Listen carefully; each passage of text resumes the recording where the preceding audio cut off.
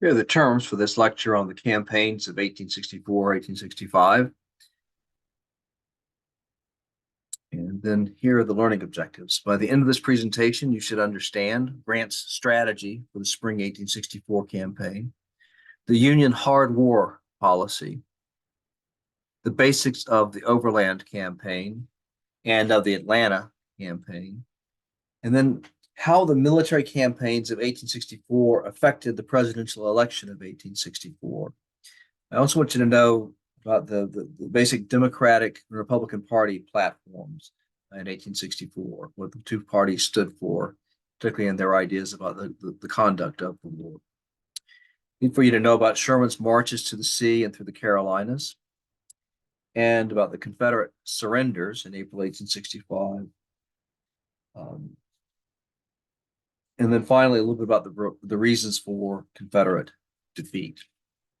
This is largely going to be kind of a narrative lecture, just putting together sort of on a kind of a clothesline, and on the clothesline will be the sort of the basic events of 1864, 65.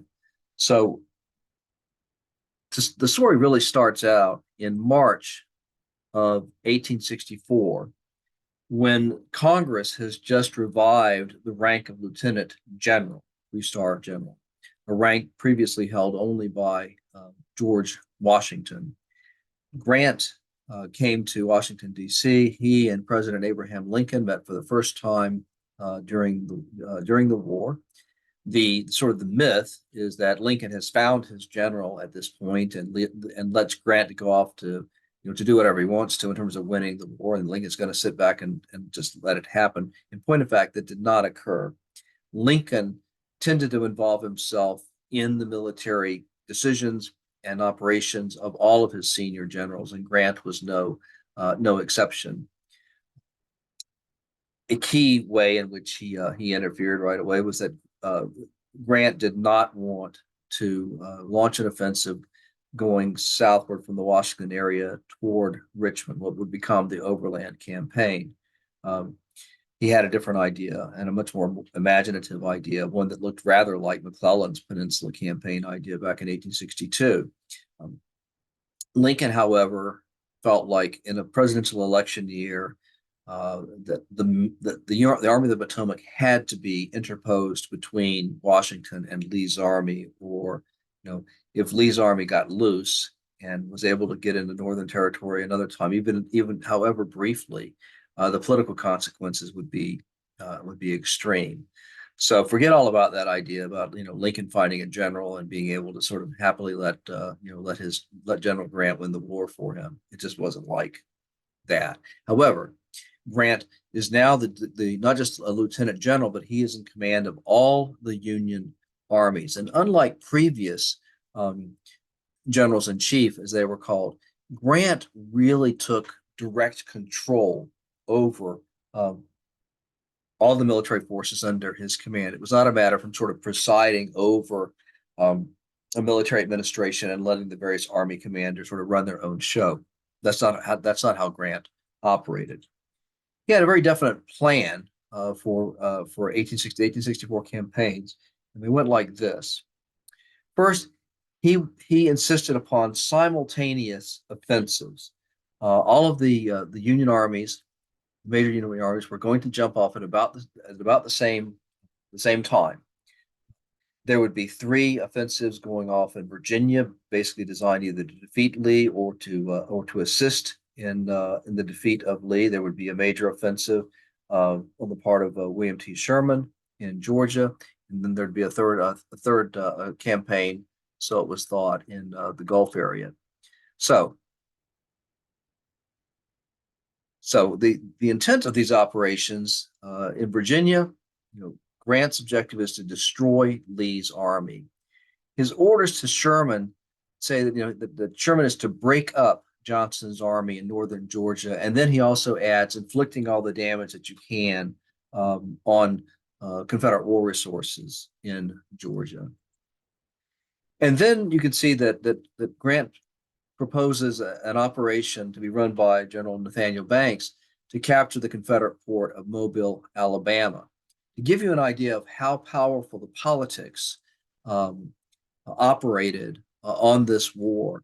For political reasons, that campaign did not occur at all. Instead, Banks took the army that from Grant's standpoint was supposed to go to Mobile and took it in the opposite direction, up the Red River Valley, from Louisiana toward Texas, um, with the idea of getting control of valuable cotton lands that could be used to supply textiles and so forth for the Union, and also maybe to get a hold of there was some Unionist sentiment in northern Texas, and so that campaign to go for Mobile, Alabama, was called the Red River campaign, and it came a cropper immediately, uh, a disaster of some serious proportions.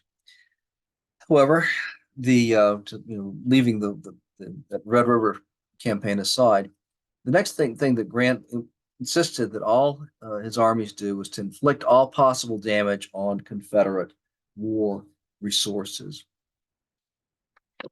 And if you read his final report after the war was over, the way that he spoke of it and was this, my idea, my intent was to destroy the Confederate armies.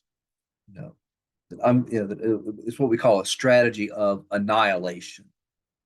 And his view was to destroy them in battle if he could, but if he couldn't, to just wear them away through attrition because he had superior numbers and superior resources, and they just didn't have army enough ultimately to stop him.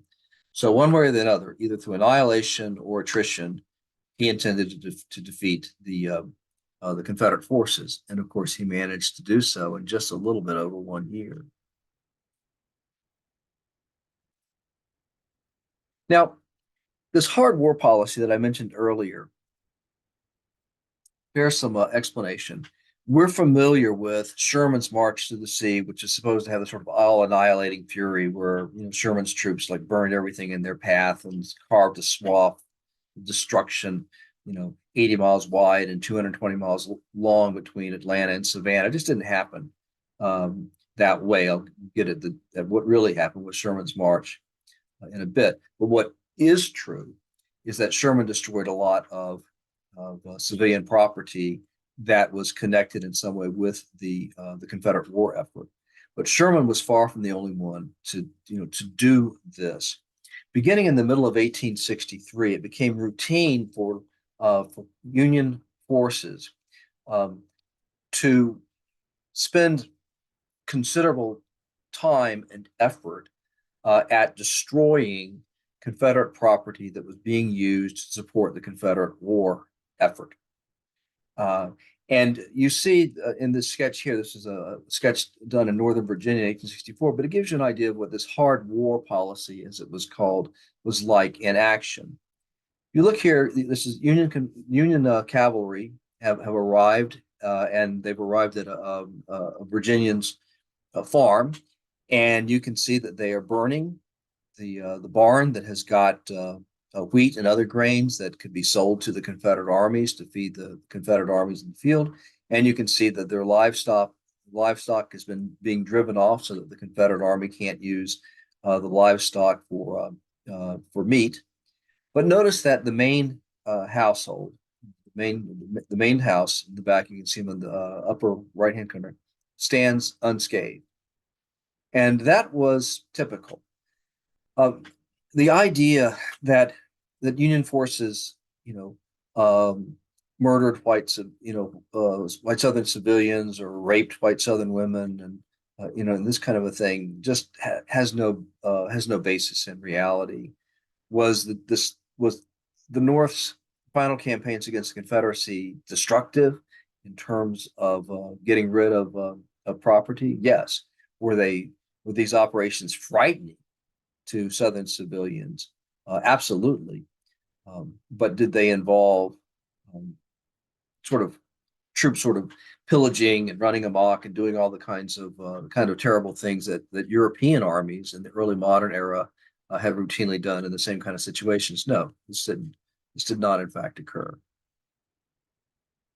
Now, the spring campaigns of 1864 begin And right away, Grant, who is taking the field with the Army of the Potomac, George Gordon Meade remains in command of that army, but Grant goes with him everywhere, and as a practical matter, pretty much guides Meade pretty closely. There's a tremendous battle, the Battle of the Wilderness, um, and it is essentially between Grant and Lee, and it is a much fiercer battle against a much more combative foe than Grant has ever dealt with before. And the battle ends in what amounts to a defeat for the Army of the Potomac that's just about as bad as the Battle of Chancellorsville defeat the previous year. And the Union Army begins what looks like a retreat, and it reaches an intersection, a key road intersection. And the soldiers know that if they take the left-hand road, it means that they're going to go recross the Rapidan River back to safety, and that this offensive will have failed the same as they'd all failed before. If they took the right turn at this intersection, though, it would mean they would be turning south back into another fight, and the campaign was continuing. Well, Grant was there at that intersection, and the army turned south. And notwithstanding the fact that this meant that they were going right back into action, and they'd already seen hundreds of their comrades shot down, killed, wounded, some of them burned because the wilderness caught fire. Notwithstanding that, you know, the the fact that Grant was continuing the offensive, um, you know, was something they actually cheered until officers hushed them up because it was a night march. And they were trying to surprise Lee's army by moving at night to a new position. So it's a famous moment in American military history. But the fact of the matter is, the Battle of the Wilderness led to the Battle of Spotsylvania, which is inconclusive, like the Battle of the Wilderness. That led to some sparring on the North Anna River, and then to a terrible battle at Cold Harbor, where 7,000 um, Union soldiers were killed or captured, killed or wounded in a matter of a few hours. And at the end of 6 weeks of this overland campaign, the Army of the Potomac had lost 53,000 casualties, dead, wounded, prisoners, 53,000 in 6 weeks. And Grant didn't come close to destroying Lee's army. And instead, what happened was a siege began just outside the city of Petersburg. Petersburg, Virginia, was about 25 miles south of Richmond, and it controlled the main railroads leading into Richmond. So, a lot of Grant was hoping to get control of Petersburg, which means getting control of those railroads. And for 10 months, the Army of the Potomac and the Army of Northern Virginia faced each other across these trenches in Petersburg. And if you look at photographs of it, it looks a lot like World War One. Well, that resemblance is a little bit superficial, but the important point to understand here is that Grant's spring offensive in Virginia had come to a standstill. In northern Georgia, Sherman began an offensive against the Confederate Army in that area, commanded by a guy named Joe Johnston. And this operation of Sherman's went on for weeks, and then week into months, and also amounting to a stalemate operation. So that by August of 1864, it looked as if, for yet another year, Union armies were not succeeding in defeating their Confederate opponents. It looked as though the war had drifted into yet another year of stalemate.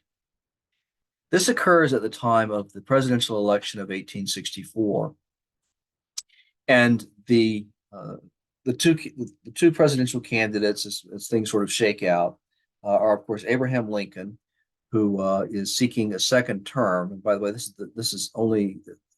he is the first president since Andrew Jackson to seek a second term. At that particular time, it had become almost a political norm for presidents to serve just one 4-year term. And so at the time, that was kind of a novel thing. So Lincoln is the Republican candidate, actually called the Union Party in 1864, because the Republicans were trying to get war Democrats to join them in a kind of a coalition. They call themselves the Union Party. So Lincoln is the candidate of the Union Party, and then George B. McClellan is the candidate of the Democratic Party. And you can see in this political cartoon, you've got Lincoln on the left, and he's pulling at a map of the United States, and he's going, "No peace without abolition." And then on the other side is Jefferson Davis, and he's pulling on the map, and he's saying, "No peace without separation." So, so the cartoon portrays Lincoln and Davis as both extremists, and notice that what makes Lincoln extreme is his insistence upon emancipation as a war aim. And then you have McClellan in the middle. He's the heroic figure who commands sternly, "The Union must be preserved at all hazards, all costs." And this, harkens back to McClellan's famous letter at Harrison's Landing, that was discussed in the lecture on slavery, because McClellan in that letter had said, "Hey, look, if President Lincoln, if you go with a policy of emancipation, you're just going to get the Southerners more deeply entrenched and more embittered, and the war is not going to go any better, and it's going to create a lot of problems in terms of restoring the Union, and just don't do it." Well, the Harrison's Landing letter became public in 1864 as a campaign document that McClellan's supporters used to great effect. It was a kind of like, "I told you so" sort of a thing, or McClellan knew better 2 years before this happened. So, luckily for Lincoln, on September 3rd, 1864, Sherman captured Atlanta. Joe Johnston's army escaped, and of course, Grant's intent was for Sherman to destroy Joe Johnston's army. The objective was the army, not the city. But the city of Atlanta was really important. It was a rail center. It was a manufacturing center. It was the largest city, in Georgia, and so a significant place. And so the capture of Atlanta was a significant victory. And it occurred just 24 hours or so after the Democratic convention had met and had set down as its platform a basic plank saying that the war had been going on for 4 years of failure. The Lincoln administration had conducted the war for 4 years, and it had failed, and it was time to try something new. And 24 hours after they came up with a campaign platform that said that, Sherman demonstrated that maybe the war wasn't failing at all.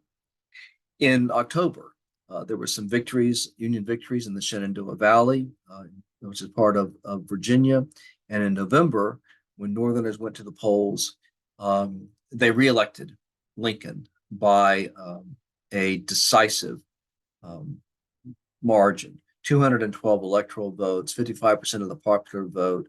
McClellan just gets 21 electoral votes. New Jersey, Delaware, and Kentucky. So, what this means is that Lincoln, who is determined to destroy the Confederacy, is back firmly in charge. Had the election gone a different way, we know that McClellan wanted to continue to pursue the war to restore the Union. He promised to do that. He pledged to do that. He said that it would be a betrayal of the soldiers that he had commanded in the Army of the Potomac if he did anything else. But his vice presidential candidate, his running mate, was a Peace Democrat, George Pendleton from Ohio. someone who opposed continuing. The Democratic Party platform opposed continuing the war.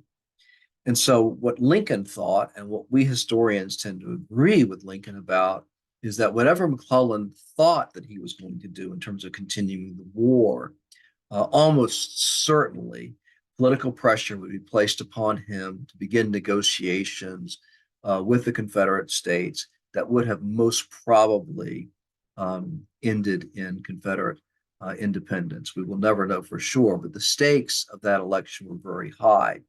Once Lincoln was reelected, though, the Confederacy lost any remaining chance that it had to win the war. Because at this point, uh, Union military power was so strong and continuing to grow, and the Northern war effort was just was very it was going very strongly, and there was a president at the helm who was determined to use the North's military and economic advantages to the full. Now, in terms of the final campaigns of the Civil War, Sherman is the key player here. Not really Grant, but Sherman.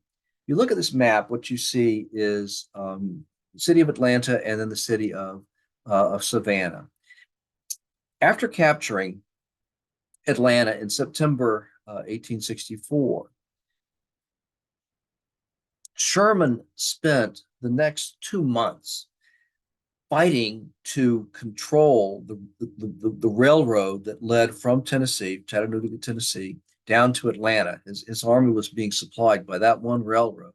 And the Confederate army that had escaped from Atlanta kept trying to interdict that railroad, to destroy that railroad, to cut that railroad, and cut Sherman off from its supplies. And finally, Sherman just had it. And what he decided to do instead was to cut loose from that railroad and leave Atlanta and march 60,000 soldiers to Savannah on the Atlantic coast, where the U.S. Navy could supply his army without any problem at all.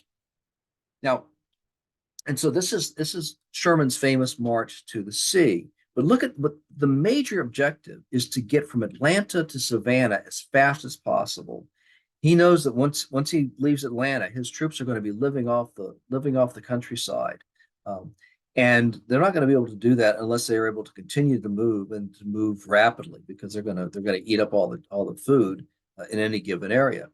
So Sherman doesn't have time to destroy everything in his path going from Atlanta to Savannah. That would have taken far more time than he had. The thing that he was trying to do was to reach a new, more sustainable supply line at Savannah, Georgia. And he reaches Savannah in December of 1864, captures it the day before Christmas, makes a Christmas present of it to President Lincoln. Now, there is a lot of destruction on Sherman's march to the sea. That is certainly true. The destruction, though, consisted mainly of destroying the Confederate railroads. Sherman's troops had gotten very good at destroying those railroads in such a way that the Confederates could not reconstruct them later.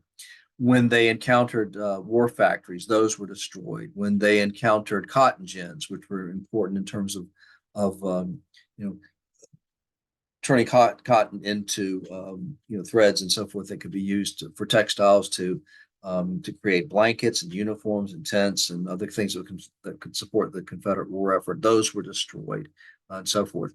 But private dwellings were not destroyed. Civilians, by and large, were not harmed. The main thing they found was that there would be Union foraging parties. They would come onto their property and they would look for food. So if there were any hams in the smokehouse, those hams were going to disappear. If there was any kind of other kind of foodstuffs that could be taken to feed those 60,000 Union soldiers in Sherman's army en route from Atlanta to Savannah, that food was going to disappear. I think that one of the reasons why there's this myth of sort of the all annihilating fury of Sherman's march is that the fear that Southern civilians felt being in the path of Sherman's troops was very real. And and they wanted to sort of transmit that sense, to their children and grandchildren of just how scary, how frightening that experience had been. And they weren't going to be able to convey that sense of fear very well by saying, "Yeah, we thought they were going to kill us and rape us and all kinds of other things," but all they did was take the hams out of the smokehouse and and tear up the railroads and that kind of a thing. So I think that the mythic purpose served by this all annihilating fury of Sherman's march, served to um, to keep alive the memory of white Southerners, just how frightening Sherman's army had been when it came through Georgia, and then subsequently moving on to the Carolinas. This is the situation as it was on January 1st, 1865, and you can see that Sherman has 60,000 troops down at Savannah, and then Grant has 125,000 up around Richmond. What what Sherman now proposes to do is in the dead of winter to conduct another march, this time northward through South Carolina and North Carolina to reach Grant, link up with him, uh, and and then their combined forces would destroy Lee's army. That's the objective. Okay? And so to go back to this map, you can see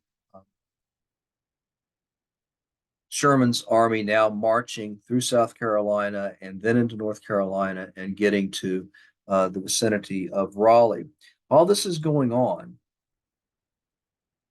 Lee realizes that if Sherman links up with Grant, it's over.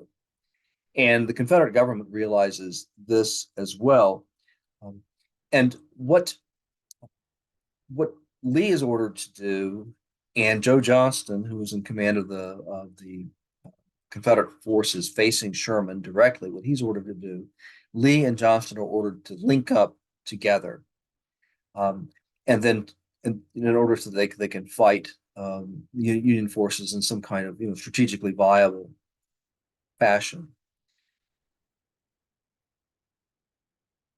In early April, Lee is forced out of the Petersburg entrenchments and marches west, hoping at some point to turn south so that he could link up with Joe Johnston's army in North Carolina.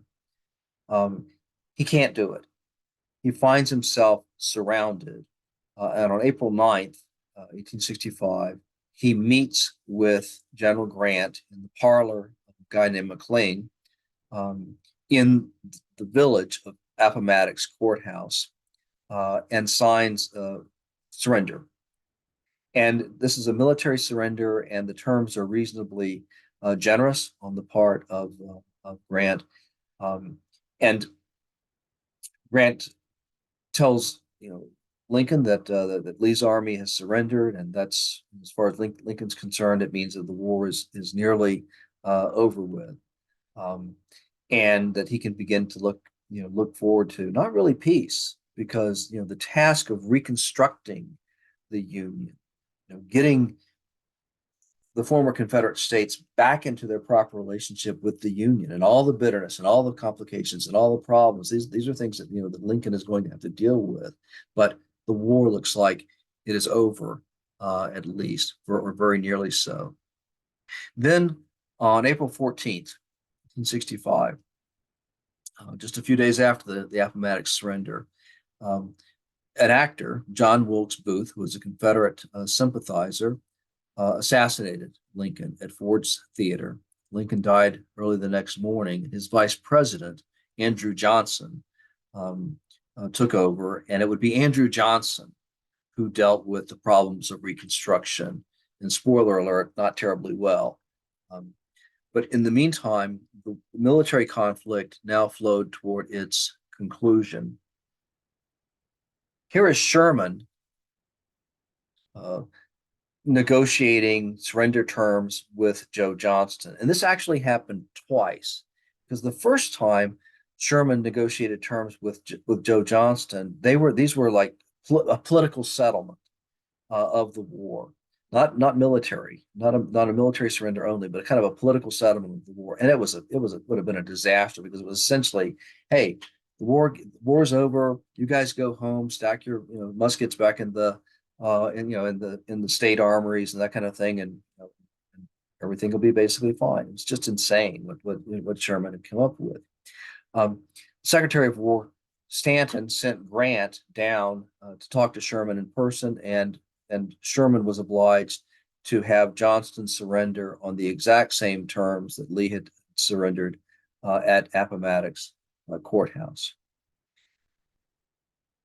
The the number of troops that Johnston surrendered at a place called Bennett Place near Durham, North Carolina, is actually almost 90,000 Confederate soldiers because he had authority over all the Confederate troops in several states. There's a lot more troops than the 27,000 soldiers that Lee had surrendered at the much more famous Appomattox Courthouse surrender. The final battles of the war were fought out in the Trans-Mississippi Theater. The last battle of any consequence was May 26, 1865, and the war just sort of came to an end. Jefferson Davis and his cabinet members fled into the South. Union cavalry pursued them, captured Davis, put him in prison for a period of time, but the war was over. And again, problem of Reconstruction now loomed up on the horizon. Last point to be made here is, why did the Confederacy lose the war? This is something that that historians have wrangled about for a long, long time, and will probably continue to do so long in the future. And the argument basically comes down to, did the Union have overwhelming advantages? Is that why the Confederacy lost the war? And that's kind of the lost cause interpretation. If you were to ask, like, former Confederates, why did you lose the war? Well, we were better. We fought better. Lee was a brilliant general and so forth, but the North just had too many men and too much material and too much wealth, and we were simply overwhelmed. There's something to that a little bit, but what historians I think have noticed more, particularly in recent years, is they have noticed all the divisions within the Confederacy, the political disagreements, the fact that there were Southern Unionists in the Confederate South. 100,000 white Southerners fought in the Union Army during the Civil War. 100,000 white Southerners fought in the Union Army. And of course, that's in addition to the 186,000 African Americans who fought in the Union Army, most of whom were Black Southerners. So, so really, there needs to be kind of a tension in terms of understanding the advantages that the North had, and then the internal divisions that the South had, because as the Union Army was able to apply greater pressure on the Confederacy, these internal divisions became magnified. And if the Confederates had done better militarily, these internal divisions might not have been as bad as they eventually became. There's no simple answer to the question of why did the Confederacy lose the war. But these two, given a forced choice between these two possible explanations, the internal division one, I think, is the one that most of us, Civil War historians, find the most persuasive.